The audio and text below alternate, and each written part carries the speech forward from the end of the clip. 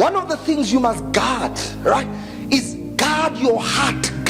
Jealously guard your heart against the praises of men, because they have a way of being the voice of God that is false. The praises of men can make you think heaven approves of you when heaven has disregarded you. It's what happened to Saul. He said, I saw the people, and he said, you are wrong. You are wrong. He wanted to please the people, and the people were pleased, but he didn't know the kingdom had been snatched from him. These are things we deal with in warfare. In warfare, where God is dealing with your mind, He's reshaping your mind to look like His mind. And you see, if you do not have a notable destiny, God lets you scot-free anyhow. But when you have a destiny, you see, unfortunately, there are people whose lives have a ripple effect on other people. If God gets it wrong with you, an entire generation has gotten wrong. So God will keep you. He will keep you under a certain state to protect a generation. It's got nothing to do with you. It's got everything to do with a generation that is to come. Are you hearing me?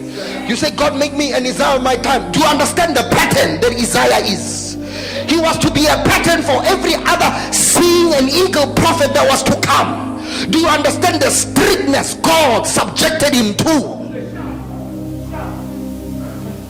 Do you understand? Forever. It's been 4,000 years since Isaiah is gone, but we are reading his life. If there was error there, a generation would be in error. So there are things God does with you, but He's doing to a generation. I told you, there are men who are nations. There are men who are nations, and you need to know what manner of person you are. Are you a nation or are you an individual? So that you understand God's dealings with you. You understand God's dealings with you, and you don't expect God to treat you like a baby, like a man who was not called from the heavens, like a man who was not born from the realm of the spirit. That's why He gives you heavy encounters.